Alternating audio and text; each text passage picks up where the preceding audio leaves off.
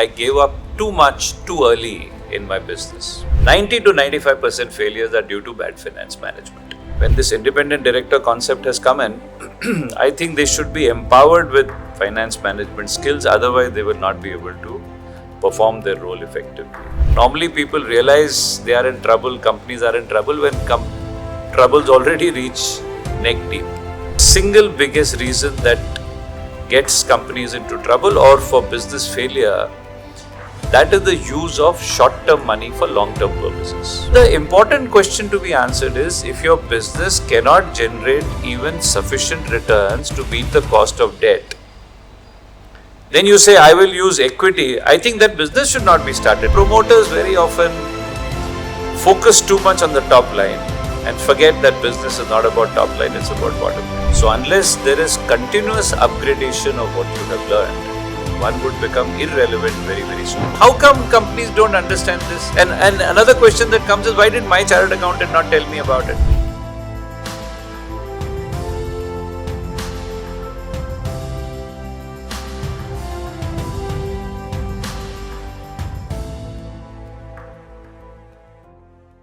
Hello everyone, and welcome to this exclusive podcast series of MentorMyBoard, that is where leaders thrive.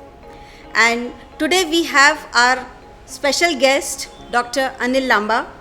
He has been a financial literacy activist, a global leader, best-selling author who is on a mission to make businesses financially intelligent. And it's our indeed pleasure, sir, to have you here with us. And thank you for being here. Thank you for having me here. Thank you, sir. So, Dr. Lamba, my first question to you is, now you have been a very strong advocate for spreading financial literacy. Now, when you see the boardrooms or the directors, what is it that one foundational financial literacy concept you feel that every board member should have? Yeah, number one, this is a very good initiative that was taken up long back to have independent directors. But the problem would that be that if they are not financially savvy, I don't think they'll be able to do their role more effectively. Financial illiteracy has always been, I think, a bane. Doesn't matter at every level, at the entrepreneur level, at the employee level, and now when this independent director concept has come in, I think they should be empowered with finance management skills, otherwise they will not be able to perform their role effectively.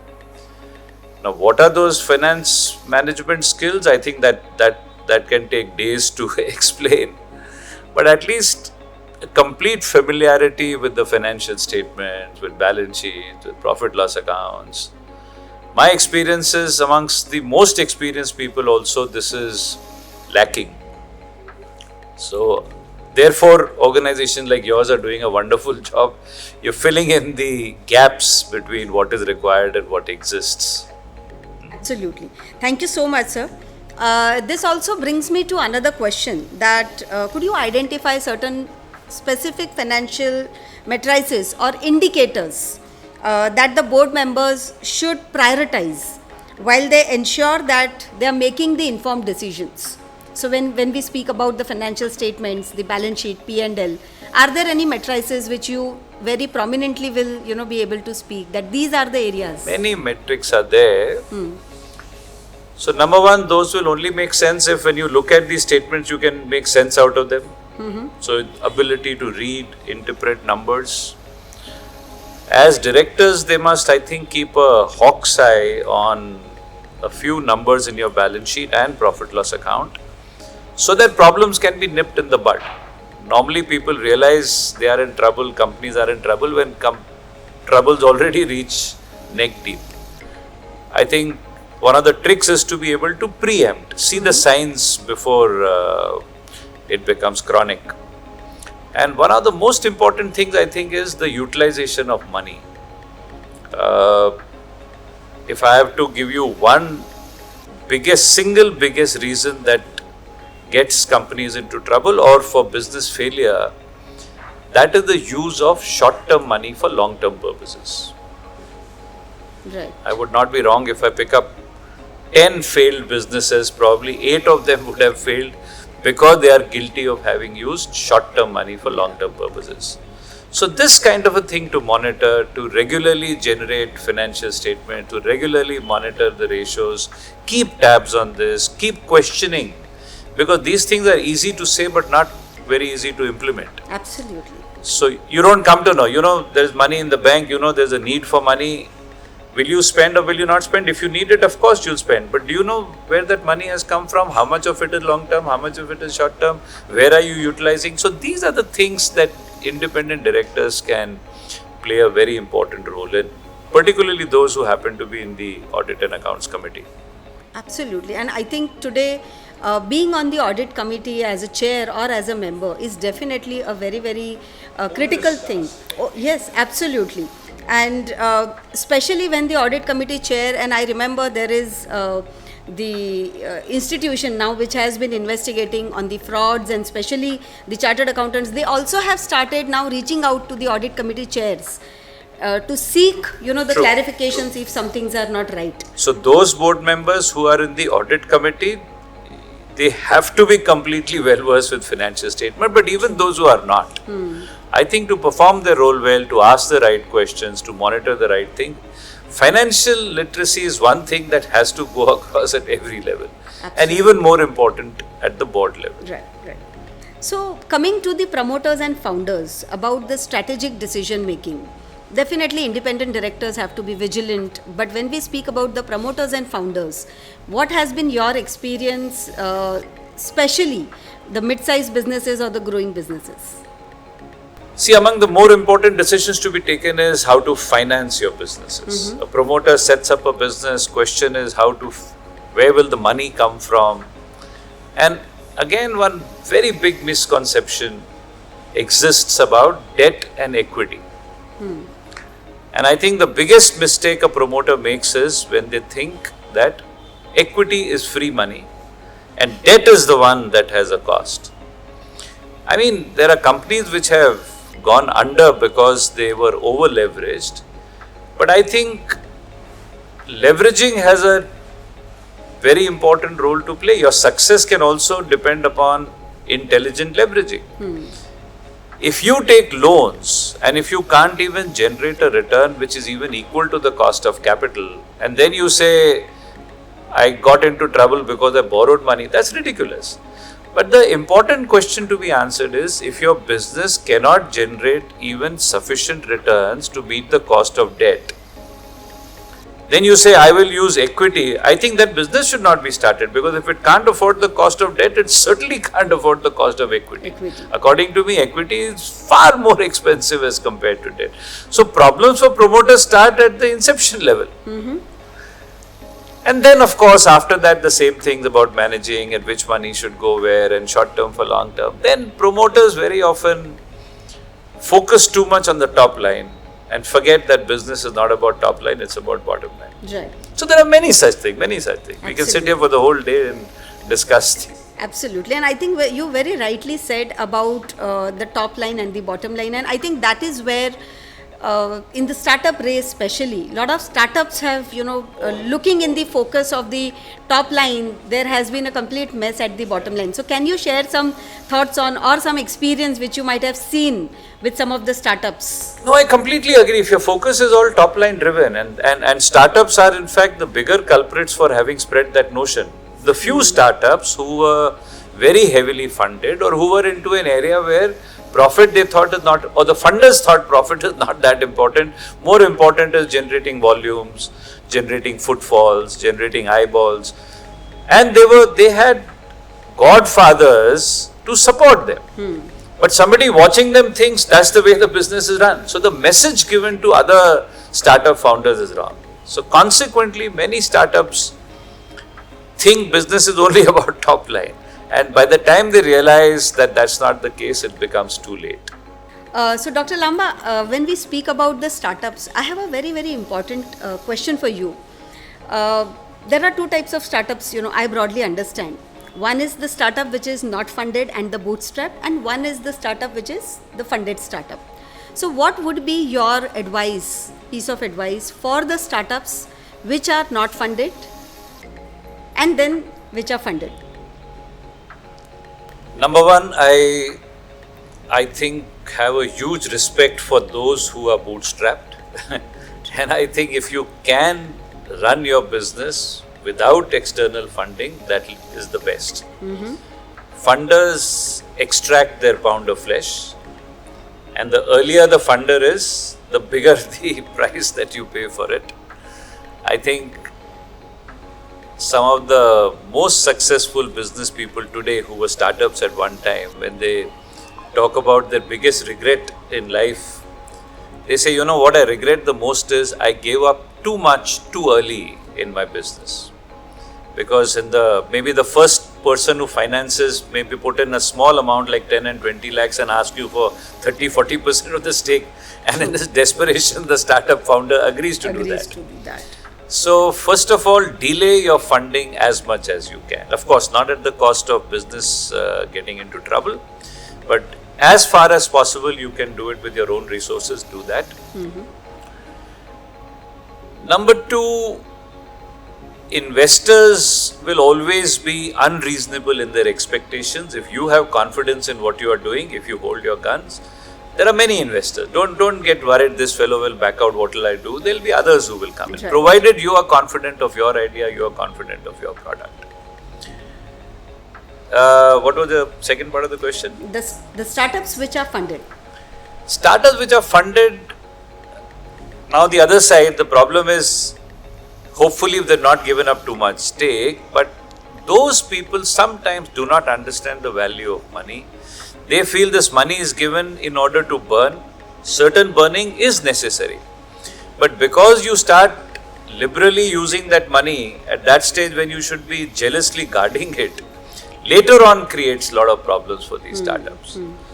So I think the attitude should be the same, whether you are funded or not funded. Even a person who is funded, if the approach remains of a person who was bootstrapped, I think he will bring more fiscal prudence in his running of the business. Super. And I think very, very important lessons, especially when we are talking of how much to dilute is very, very important decision which every promoter and founder is doing, whether it is a startup or whether it is MSME. Especially I've seen, we talk of IPOs, right? So a lot of businesses, when they are aiming for IPO, they dilute going to the IPO with the investors, and they take big chunk before the companies are going for IPO. So any inputs from your side on the companies which are going for IPO, especially on the valuation part? Today we have seen the businesses which have been priced very heavily, and then the markets are taking them down. So how at that time the financial prudence come into picture? I completely agree. Financial prudence is what is necessary, but this question cannot be answered in a generalistic way. Each case is different. Right. But where I agree with you is prudence has to be exercised. Don't go overboard. Be very, very careful before you agree to dilute in any way. And ideally take professional help at that level. If you already reached a level where you are at an IPO, then get professionals involved and take expert advice. Absolutely. Absolutely. So we also would like to speak to you about your book, Romancing the Balance Sheet. So we would really love to, kind of have your insights on what that book means. At the same time, how the promoters, founders, or independent directors, can derive some best learnings out of that book. Yep. Romancing the Balance Sheet, I think, captures most of the key things that anybody who owns or runs a business needs. Now, whether you read it from my book or read that matter from anywhere else, but that knowledge should be there with every promoter, every key employee, every business leader. Now, romancing the balance sheet is nothing but a result of what I have been teaching all along. And the desire was to take the message to a bigger audience. And so once when I got chicken pox and I was grounded at home for 10 days, so this book got written without even knowing I was writing a book. But in hindsight, I realize it communicates all the key messages that a business has to take. Because it was written while I was unwell, and then when I got okay, I realized, oh, this has become a book. But many things were left out. Later I realized. So I wrote another book called Eye on the Bottom Line. Ideally, Eye on the Bottom Line should have been titled as Romancing the Balance Sheet Part 2. So anybody who wants to equip oneself with the key things that you should know to run a business effectively from a finance management perspective, if you have these two books, I think most of the things that you need to learn will be there. So that also kind of brings me to your upcoming book, which talks about transforming into the financially intelligent organizations. The upcoming book is called Timeless Wisdom on Finance. Okay. The theme is transformation. Yes. Right. Which covers, I think, covers almost all the aspects of finance management, but in a short one-pager messages. Those are small in size, but very, very, they carry a very hard punch. So our recommendation there is read one every day, then rest of the day you should mull over it and think about it to understand exactly what is being communicated. Another important area we are getting into is finance for kids. So the next book is about that. So the idea is I think almost every client of mine, sometime or the other, the person must have blurted out that, I wish I'd learned all this in school. Why were we not taught in school? So we thought, why not take it to those levels? Children from maybe young adults also, from 12 to 20. So that is the next book that is coming out. Wow.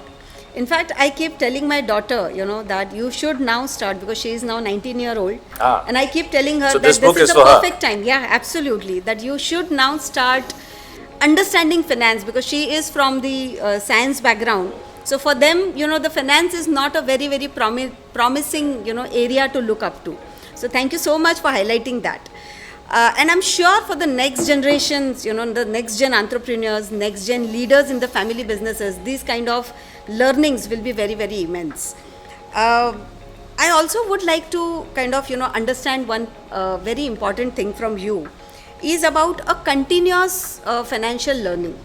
So, for example, if I go to a class or a training program and I learn something, and then the director, being a director or being a promoter, founder or independent director, I say, oh, I have understood.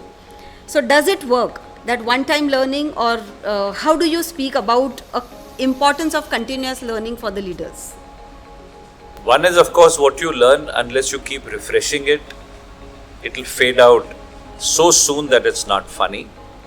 But not only you need to keep brushing up what you have already learned, but then this field, there are changes happening continuously.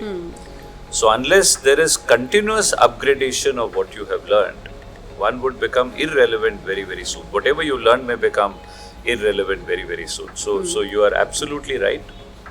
Not only at this level, board level, people should be hungry to learn, but it should be a continuous process. It's not a one-time thing. It has to be updated and refreshed every now and then. Absolutely. So I think, having the refreshment programs especially is very, very important for even the seasoned players or seasoned leaders. But another way, I don't know if it's the right forum to talk about it, is whenever we do corporate training programs, which I'm doing all the while, a typical question that comes is, we are spending so much money. How do we make sure they will be able to retain this? That's what you talked about, Yeah. At our end, I always tell them that I think we are the only ones who can make sure whatever you learned in this program can remain fresh for a long, long time, because we have 3 products, and this could be a suggestion to you too. That is the way one can also communicate other things that you are doing. Yeah. We do a live training program, which obviously the live one is the most impactful. We have created a huge number of video products and e-learning products and the book. So our advice to our clients is, having done this program, you must procure a set of videos for your company also, and give a copy of the book to everybody. Now, in my case, what happens? All three are done by me. I have done the I do the live program, videos are also mine, and book is also written. It's written in a very conversational tone. So if you happen to attend a training program of mine, and a couple of months down the line you put on the video and watch, because same person is standing there, first of all it comes flooding back. You hear the same thing again, it gets refreshed. And I've always said romancing the balance sheet should be a bedside companion. It should be kept on your... Interesting. So whenever you remember what was it we discussed, you open it. Believe me, if you read that and if you heard me speaking, you'll feel I'm standing over there and talking to you, because the book is a conversational tone. So I think these three things put together, a live program and a video set which you can watch intermittently, and a book which is a constant companion, will make sure the time and money that one has invested in a training program can remain fresh for a long time. Now, I'm not selling my programs here. I'm talking about if anything you do, if these three things are there, this can make sure retention and for longevity. In fact, I'll tell you, sir, your book and your live training programs are there on the platform of MentorMyBoard. Oh, is it? Okay. Yes, people can go to the platform and from there they are able to access it. That's nice. So I think that's kind of already we have been working with you on that. Great. So I think it has been wonderful interaction with you. Thank you. One last point I feel usually, especially when we speak to the directors or the boardrooms, they always say, oh, we have our auditors, we have our chartered accountant who looks after all the finance. Why should we know the finance? And they give us the balance sheet and they show us the top line and the bottom line, and we sign the balance sheet.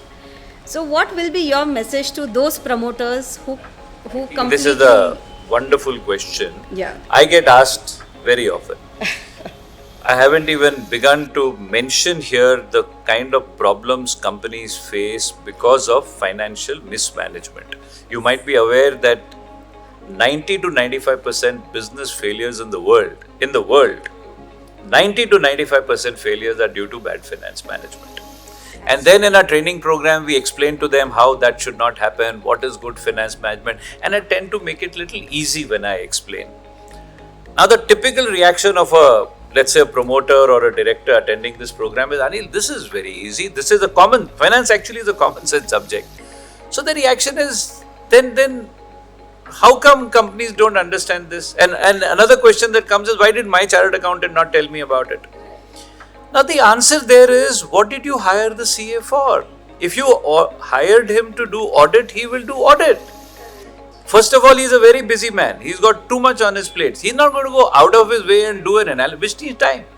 So, problem arises is not because the audit, like you said, auditor. If the auditor has come there to audit, this is a whole different ball game. Unless you specially hire somebody that your mandate is tell me, are my finances being run properly? How strong or weak is my balance sheet? So, I think here the problem is the mismatch between expectations and what you ask that person to do. So if you understand the importance of finance management, please hire a professional to tell him, comment on my finance management. That's where the person will do it. Absolutely, absolutely. In fact, I'll tell you, I'm a company secretary, and 2017, if you remember, there were almost 2.5 lakh companies were struck off, 3 lakh directors were disqualified. And when a lot of people came to us, they said, 3 years financial returns were supposed to be filed. If we knew, we would have done it. And believe me, as professional, we keep sending reminders after reminders to the directors and, tell them that this is a compliance to be done. But they're they're focusing on their business management, day-to-day problems so much that they feel that compliance, governance, or even, the finance is not that important. Correct. And I think that's where the real challenge starts. And that is where I think people like you are doing a wonderful job in creating awareness about these things. These problems can be sorted out before they happen. True. Okay, so I think this has been, very, very interesting podcast with you. My last question comes to you is your thoughts on MentorMyBoard. You though spoke little briefly about it, but some message to us to focus on, and also some of your thoughts on.